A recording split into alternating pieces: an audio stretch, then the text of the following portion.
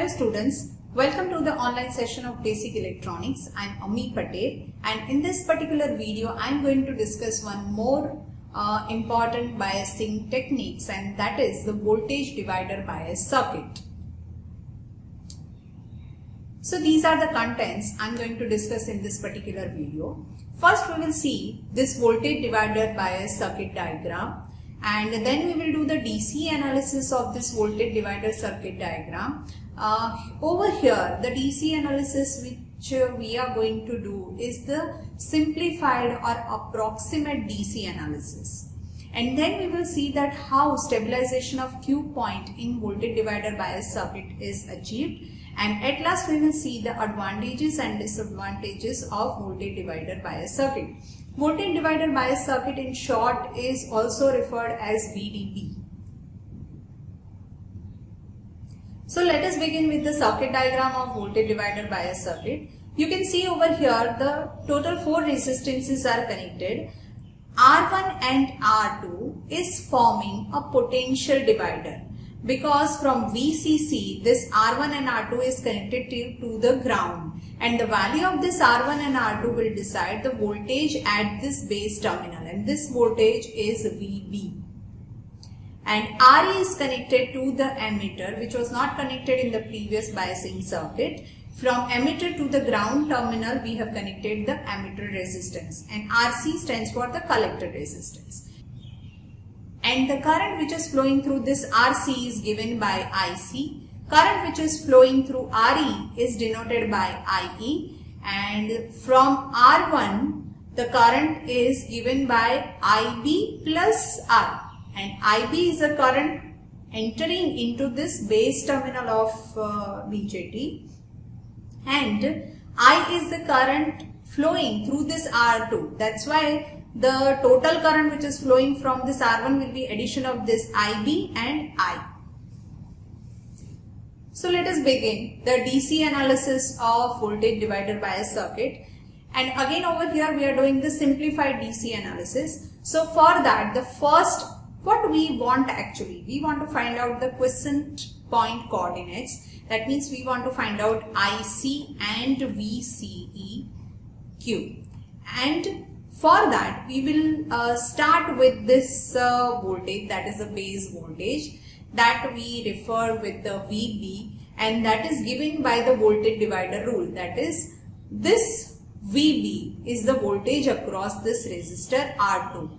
And for that we will use the voltage divider bias rule, that is VCC, that is the total voltage is across R1 and R2, and we want to find out voltage across R2, so we will multiply it with the R2 divided by R1 plus R2, and this is the voltage at the base terminal.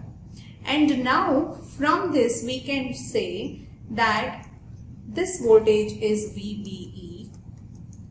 That is why we can say that VBE is equal to VB minus VE, and from this we can write this VE is equal to VB minus VBE. VB we already have calculated from this voltage divider. This is from the voltage divider bias circuit. Divider rule, and from that we can write VE is equal to, that VB is this VCC into R2 divided by R1 plus R2 and minus VBE. And as we know this VE, this is the voltage at VE, we can calculate this IE because IE is equal to VE divided by RE, and over here we consider that IC is almost equal to IE because the IB, that is the base current, is very small. So this is the approximation we are considering over here. So we had calculated in the last slide that IC is approximately IE. So we will use the equation of IE only for the IC, that is VE divided by RE. So in the previous slide we had calculated this VE, we had calculated VB, and we had calculated this IE. And IE is approximately equal to IC because both are in the milliampere. That is why the approximate value of IC we are getting over here. So this is a simplified analysis. And from that we can calculate that VCE is equal to VCC minus ICRC minus VE. Now we know all these values, that is VCC, IC, RC and VE. So all these values we know, and from that we can calculate this VCE. So this is how we have calculated the quiescent point coordinates, that is VCEQ and ICQ. So this is all about the simplified analysis of voltage divider bias circuit. And if we want to do the exact analysis, then we have to use the Thevenin's theorem for the base loop as well as for the collector loop. And the simplified analysis will give us the value of quiescent point coordinates, but this is not the exact value. This will be the approximate value, but it will be very much close to the exact value. So this is for simplification, simplified analysis is shown. Now we will see how the Q point stabilization is achieved in this voltage divider bias circuit. So as IC increases due to change in the temperature or beta, then ultimately IE increases, because here we have considered that IC is almost equal to IE.